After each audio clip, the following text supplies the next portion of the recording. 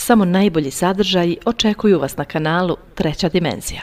Tranzitna Venera u Raku mogu učiniti da osjetiš moju ljubav od 18. jula do 11. augusta.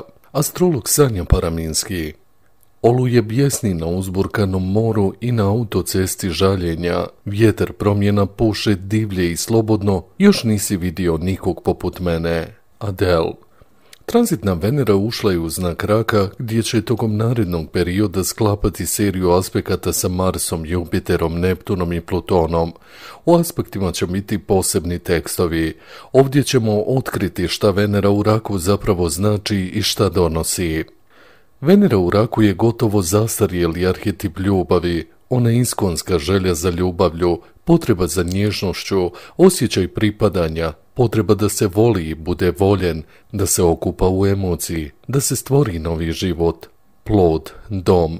Ovo je Venera koja sanja o vjenčanjima, djeci, porodici, koja ima potrebu zaštititi i ponekad u tome i pretjeruje. Ovo je rijeka emocija, a ponekad i nekontrolirana bujica svega. Venera u Raku je pod vladavinom mjeseca, a on je promjenjiv, nestabilan, često euforičan, u fazama i takvo je i vrijeme ove Venere u Raku, ali i njezino ponašanje. Svaka planeta ima viši i niži tip simbolike. I to je jako bitno da znate. Neće svaka osoba sa ovom pozicijom imati ista obilježja.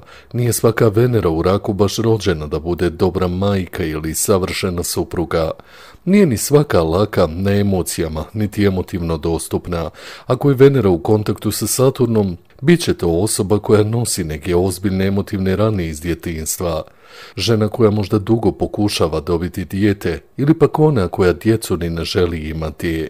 Neka će Venera u Raku u kontaktu sa Uranom željeti možda i dom i porodicu, ali će se u nekom trenutku raspasti njezini snovi i doći će do razvoda.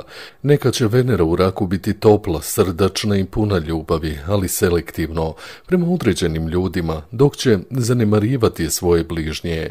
Treba shvatiti da sama pozicija u horoskopu ne određuje ultimativnu karakteristiku nekoga.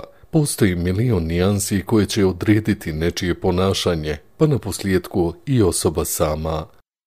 Venera u Raku će nas svakako emotivno probuditi, učiniti nas dostupnijim i vidljivima, lakšima u pokazivanju emocija, jačima u osjećajima, možda i iskrenijima i jasnijima nego prije. Probudit će želju u mnogima da se ostvare kao majka, žena, nečije partnerice, zaljubit će nas, ali u nekim tankoćutnim dubinama, u neopisivom osjećaju koji će nas zateći iznenada, možda i euforično kada se spoji sa Jupiterom.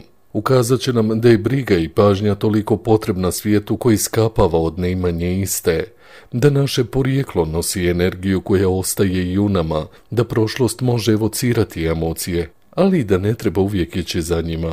Venera u Raku suočit će nas sa oblinama, sa revidiranjem osjećaja ljepote, sa željom da ljubav ne povezujemo samo sa izgledom i strastima i baš sada se neće zaljubiti u nekoga na osnovu njegove atraktivnosti, nego onoga što jeste. Probudit ćete se jednog jutra i shvatiti da volite, tek tako, sa puno razloga koji ne moraju biti jasni nikome, pa ni vama.